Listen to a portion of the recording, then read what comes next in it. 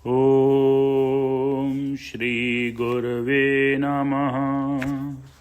ओम शांति शांति शांति।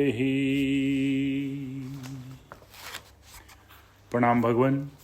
मणिरत्नमाला ग्रंथ स्वामी आलू वाले बाबा जी का, जिसमें कल बात चल रही थी गुरु और शिष्य की, जिसमें बताया गया कि शिष्य में गुरु भक्ति कूट कूट कर भरी होनी चाहिए।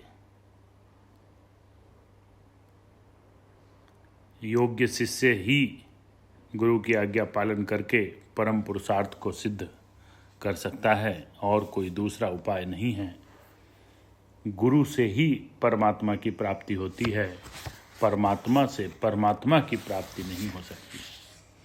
तो एक शिष्य को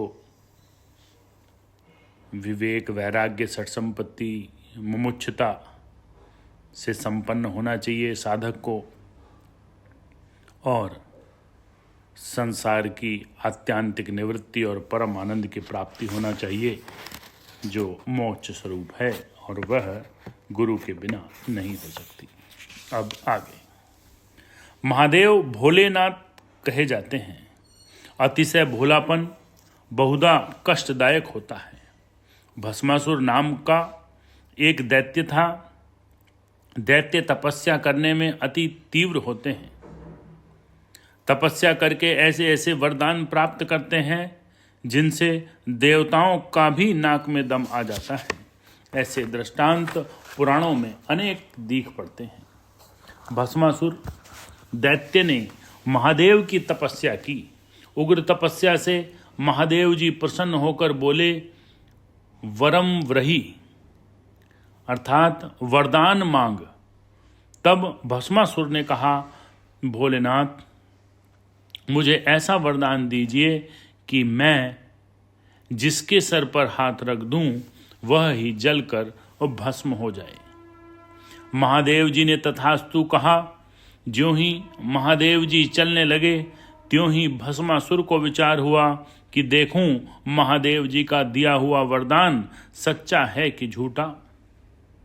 ऐसा विचार कर महादेव जी कहने लगा,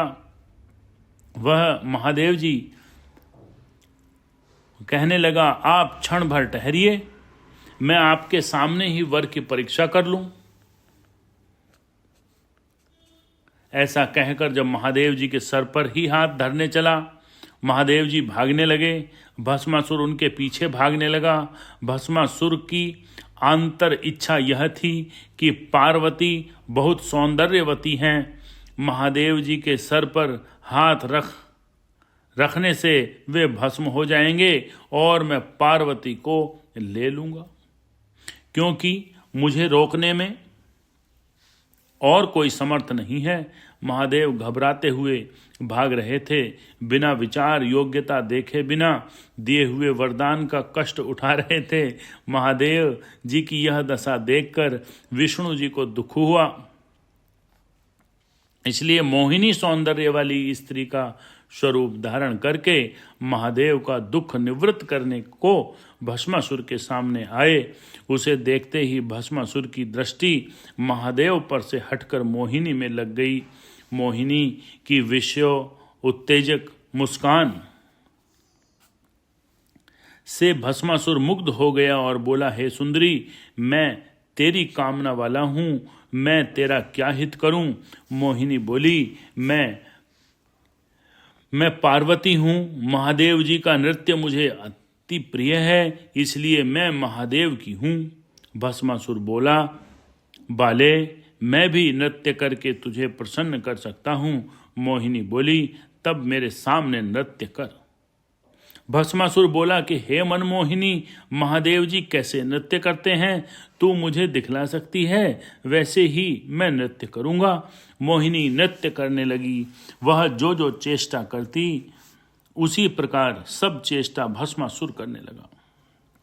जब मोहिनी ने देखा कि भस्मासुर का चित्त मेरी क्रिया की नकल में लगने लगा है, दूसरा कुछ भी होश उसको नहीं है, तब उसे नाचते हुए उसने नाचते हुए अपना हाथ अपने सर पर रखा। भस्मासुर भी वैसा ही करने लगा और उसी क्षण भस्म हो गया।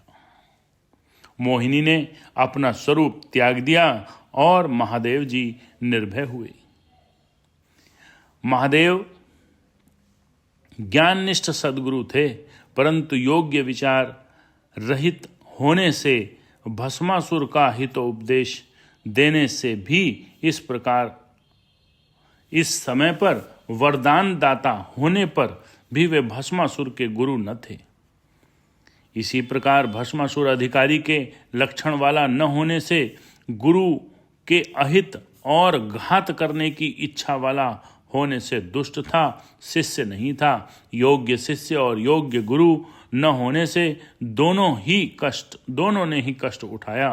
शंकर के हित कर मोहिनी स्वरूप विष्णु ही थे, इसलिए उस समय वे ही गुरु थे। ओम शांति शांति शांति।